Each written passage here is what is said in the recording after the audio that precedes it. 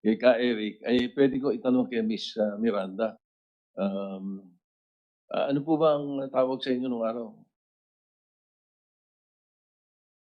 Gano'n po, Mr. President. Ang talagang tawag po sa'kin no'n nung aktivista pa po ako is Lady Miranda. Anak Bayan, chairperson po ako ng Anak Bayan Central Luzon. Lady Miranda, Yes okey. po. Yung pong tanong ko sa kanya na nagkaso po ng rape yung isang, former warrior ng ano, uh, warrior ng, NPA na babae, 17 years old. Chinarge yung commander niya ng rape. Nangyayari ba ito? Yes Nangyayari po, ba sa sir. mga naalam niyo? Yes po, Mr. Senate President. Isa po ako sa buhay na patunay ng pang-aabuso sa loob ng kilusan. Not just once, but thrice. Ano, mga kasama ninyo o ng mga opisyal? Officer po, mga commander po namin. Akala ko ba pinapatay yung ano, death penalty yung mangre-rape? Yun nga po yung masakit, Senate President. Kasi po, ang paniniwala ko din po nung una is gano'n. Akala namin, ah, pinoprotektahan ng kilusan yung mga kabataan, kababaihan in terms of rights ng mga kababaihan, lalo sa violence. Pero yun nga pong masakit, inilaan ko yung buhay ko sa loob ng kilusan. From 14 years old po ako, tapos po 18 ako nung nag-NPA. Do'n ko po naranasan na yung, napagsamantalahan po nung CO namin. 19 years old lang po ako nung panahon na yon. Naulit po yon nung ako ay 20 years old. Tapos po nung hindi ko na po kinaya yung depression dahil sa sunod-sunod na pangyayari na yon, pinaratangan po ako na nababaliw.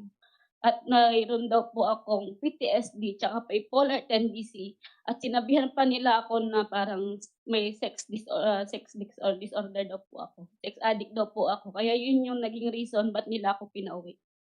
Kasi delikado daw ako sa mga kasamang lalaki kasi baka gapangin ko daw sila.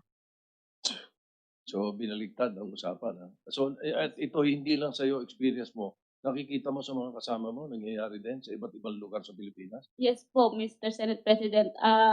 Yung isa pong commander po namin na babae, dumagat po siya. Bagong sampa lang po siya noon nung ni-rape din po siya nung vice CO din po nila. Kuwento din po niya sa akin yun nun. Kasi po may talakayang babae po kami na nagaganap sa loob ng NPA. Do'n po namin shine-share yung mga karanasan namin bilang mga babae, simula nung sibilyan kami hanggang nung mag-NPA kami.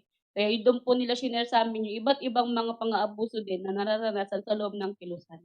Kaya nung naranasan ko po yun, mas dun ako naniwala na totoo pala. Wala silang ginawa doon sa mga nang-abuso na yun? Doon sa iba, pati sa'yo, wala silang ginawa? Diniilang po nila dahil mga CO po yun, tinanggal lang po nila sa pagka-CO.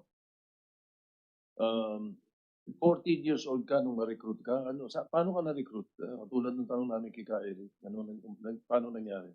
Parang ganun din po, ang kaibahan lang po out of school youth po ako, Mr. Senate President. 14 years old po ako nung na-recruit po ako sa Anak Bayan. Ang recruiter ko po noon yung kung naaalala niyo po yung nakulong na 2 UP student po sa Caranglan, Nueva Ecija, si Gerald Salonga tsaka si Gilier Cadano. Sila po yung mga recruiter ko. Si Gerald Salonga o si Kuya Jiri, siya po yung nag-recruit sa akin noon February 2011, ni-recruit niya ako doon sa amin sa community. Out of school youth po ako noon.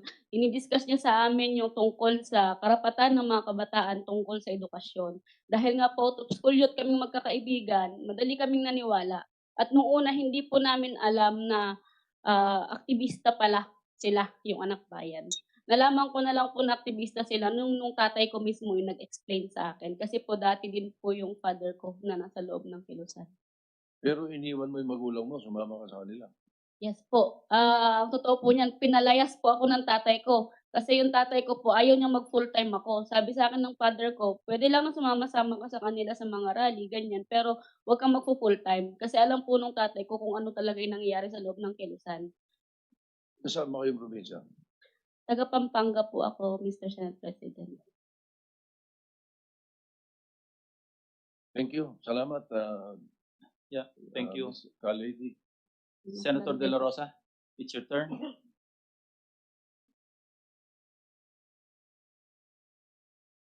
Senator ba 'to? Senator Manny Pacquiao?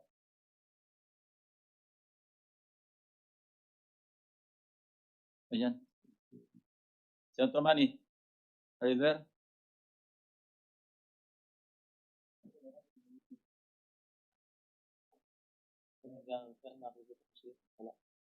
Senator Kiko Pangilinan is recognized.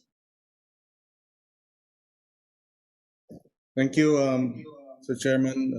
Maraming salamat at magandang araw. I have a few questions for some of our resource persons. Ako po ay naniniwala na tama lang ang ating Armed Forces of the Philippines sa kanilang concern regarding internal threats sa ating bansa. At dapat lang bilang protector ng ating mga kababayan under our Constitution, indeed, internal threats should be addressed and effectively confronted by the Armed Forces of the Philippines. Of course, apart from internal threats, external threats too should be a primary concern and responsibility of the armed forces. We all agree that our armed forces has to be an effective fighting force to protect our sovereignty as a nation. Dangan nga lang, may ilang mga insidente o mga pangyayari which as part of our responsibility as senators and as a co-equal branch of our government, we act as a check. And this representation feels that there are concerns regarding this latest red tagging or the linking of celebrities, for example, to radical organizations and what appears initially to be a threat to their security. I mean, threat to these celebrities is a cause also of concern. Pinag-usapan kanina yung red tagging. Ako ay naging aktivista sa UP nung panahon ng diktadura. Doon pa lang naramdaman na natin itong red tagging.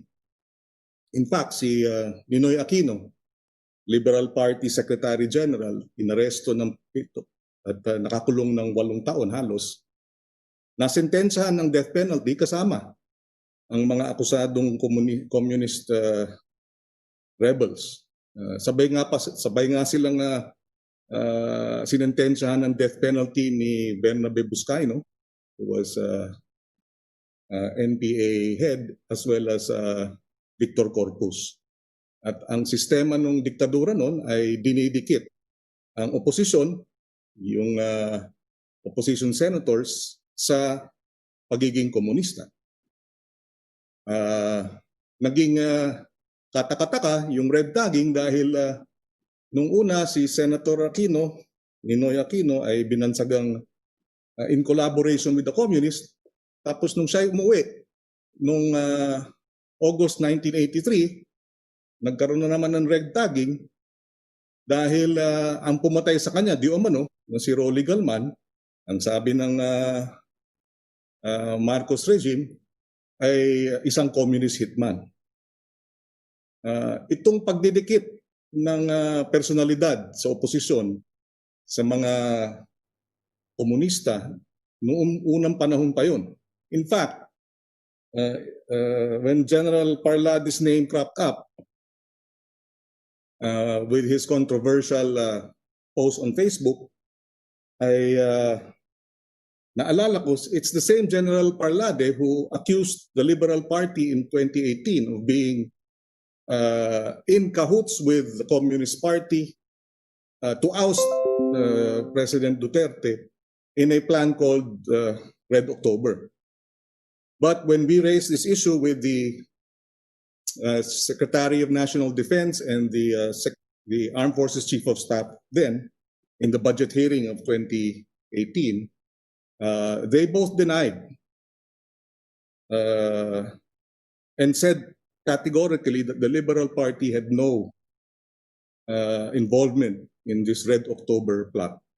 I raise all these points because precisely we in the Liberal Party have in many occasions in the past been red tagged, accused of conspiracies, and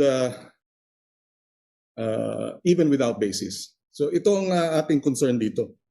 Yung pag-red tag o pag-aakusa o yung banta, kanina nabanggit ni Senator Grace po, yung tanong kay General Parlade, kung nabanggit nga ba niya yung you will end up or else you will, in fact will, hindi nga may, you will end up like itong aktivistang pinatay. These are serious concerns. And serious enough for no less than our Secretary of National Defense to admonish the good general. I really have no questions at this point. I can, Mr. Chairman, I just wanted the manifestation that we have to be very careful. The Armed Forces of the Philippines as an institution is a professional organization. We have to be very careful with the words that we pronounce. Being spokesperson of this entity, of this task force, carries a lot of weight. And to say that Liza Soberano should stop doing what she's doing, otherwise she will end up being killed like some other activist, I think was uncalled for.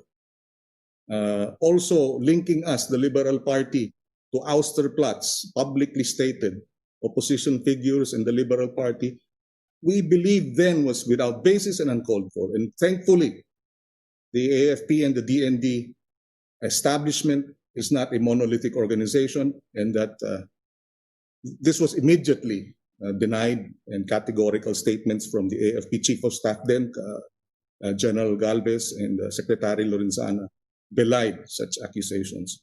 Our concern is, we hope that the General Parlade will be careful in his public pronouncements. This is not the first time that a public pronouncement has created quite a controversy in a stir. We really have no questions, Mr. Chairman. We support the Armed Forces of the Philippines. We want the Armed Forces of the Philippines to be an effective force to fight both external and internal threats to our country. We understand and we believe that the AFP as an institution is a professional organization. And as a professional organization, we expect precisely that it will conduct itself in a professional manner, and that if there are gaps or lapses, that we expect an organization like any other organization that it will correct itself and will address these gaps. We have no other questions, Mr. Chairman. We just wanted to make that manifestation. Thank you, Senator Pangilinan. Kanina sa briefing, meron ka nabanggit na 3 courses, basic party course, intermediate party course, advanced party course. Ang tanong ko is, what transpired in each of these courses? Maybe si Ka Eric or sino yung mas knowledgeable? Paano na indoctrinate? Gusto ko lang malaman. Yes, sir. The basic party course, intermediate party course, and the advanced party courses can only be offered and discussed to party members. Hindi po siya binibigay sa hindi regular party members. Ang ibinibigay po sa recruitment papunta sa underground at party members, PADEPA courses. Pambansang Demokratikong Paaralan. Ito po yung dating tinatawag na General Mass Course set. Noong 1998 po, nag-devise kami ng tinatawag na PADEPA. PADEPA is both for the above ground open activist and open organizations na nilalanguyan naming mga organizers at kadre, like I mentioned, College Editors Guild, LFS, CGP, etc., Nakbayan, Kabataan. In the underground, it is the same. You cannot proceed to BKP, IKP, and AKP, sir, if you are not recruited to the party. What are the basic tenets ng tatlong ito? BKP, sir, medyo malalim na siya because it is the start of your theoretical, ideological journey to the CPP. Ang pinag-aaralan dyan ay mga Marxism, dialectical materialism, historical materialism. It has around 10 courses. It will run 7 days. Ang IKP ay pangkadre. Ibig sabihin po, sir, mag-a-assume ka ng leadership position from party branch to section party committee to district, pataas sa national. Ang pinag-aaralan dyan, sir, ay bakit ang China ay hindi na komunista? Bakit ang China ay nasa landas na ng modern revisionism? Ang Soviet Union, pagkapatay ni Stalin at pagpasok ni Brezhnev at Khrushchev ay hindi na siya komunistang bansa. So malalim siyang talakayan. These are nuances on the discussions farther from the basics of socialism and communism to the next degree. Ang pinaka-abanti, sir, yung abanting kursong pangpartido. Kung sa school, ang BKP ay ito yung college degree course mo. Tapos yung IKP ay ang masteral course mo. At ang abanting kursong pangpartido, ang doctoral course mo sa CPP. It will take you years to undergo that.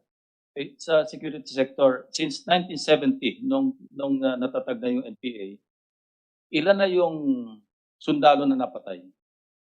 Sundalo muna. Sundalo kasama na yung police. On record. We do not- Officially, Mr. Chairman, we do not have the figures, but we can submit, sir. 2,300 plus, no? Yun lang. Marami-rami na rin, sir. How about civilians? Marami.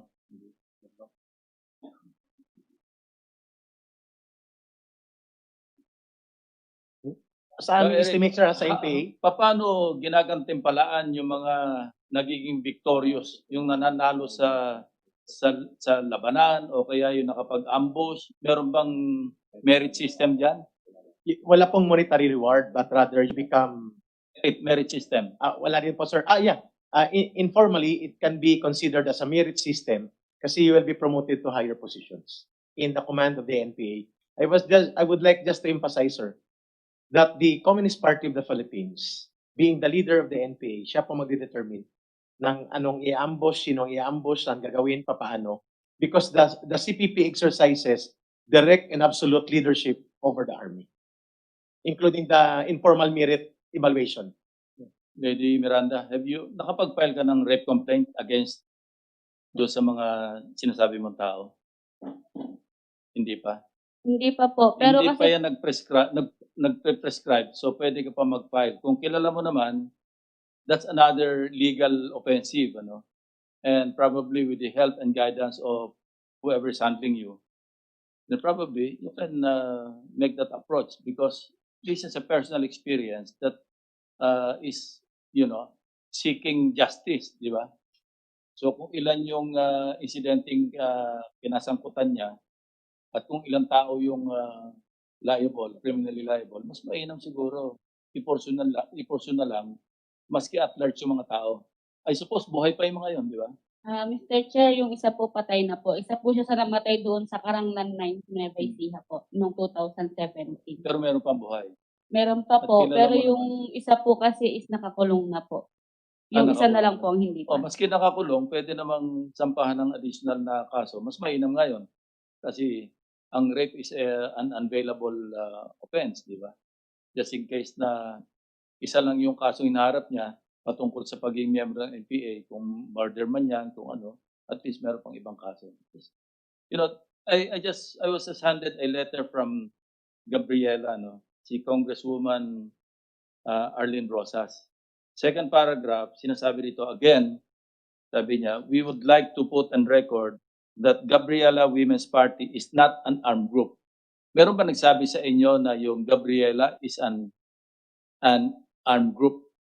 Hindi, di ba? Wala. Anyway, just for the record. front organization. And you confirm that it is not an armed group. Di ba? It's not an armed group. Front organization. Yeah, front organization. And Mr. Chair, if I may volunteer, tinanong po Sige, nito kanina. okay. Yung killed in action na sundalo at saka pulis sa anti-NPA operations ay 14,992 since 1975. That's Ah. 14,000. Regular troops. Oh. Regular troops po yan. Kasi sa record ng yung mga foreign jurisdictions na nagtag sa NPA, CPP-NPA as a terrorist organization, nag-designate United States, United Kingdom, maliit yung record nila, nasa mga 2,387 yata. From But 1975 po yun, Mr. Chair. no, this is from 1970 to date, yun ang record, or I think up to the time that they were designated by these foreign jurisdictions as a terrorist organization. Now, I'd like to belabor that point, because the president issued the proclamation 374, tagging or declaring the CPP-NPA as a designated terrorist organization. And the basis, it seems, is RA 10168, yung definition ng designated persons. Particularly, I think, ang naging basis dito, yung sa paragraph 1. Any person or entity designated and or identified as a terrorist, one who finances terrorism or a terrorist organization or group under the applicable United Nations Security Council resolution or by another jurisdiction or supranational jurisdiction. So dito, hindi limited sa United Nations Security Council resolution. Ang ginamit dito is or. But the point I want to clarify is, ang basis ng 10168 is HSA, Human Security Act 9732, di ba? Which has already been repealed by the Anti-Terrorism Act of 2020. Now, if the basis of RA 10168, kindly educate me kasi gusto ko lang ma-clarify because this might have a bearing on several petitions filed before the Supreme Court. I hate to discuss that, but ito, academic discussion ito.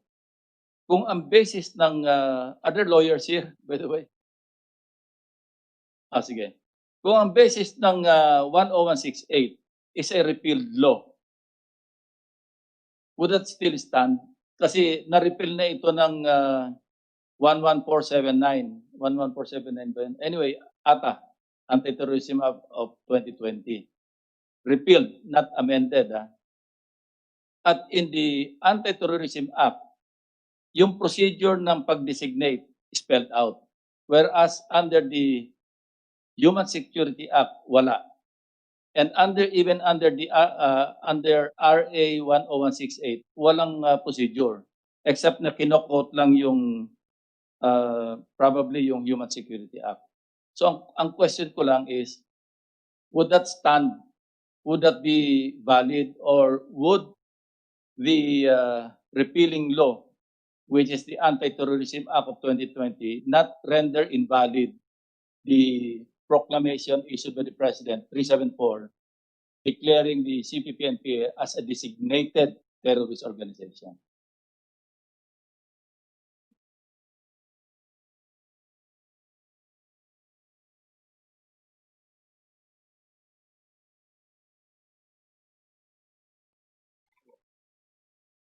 Good afternoon po, Mr.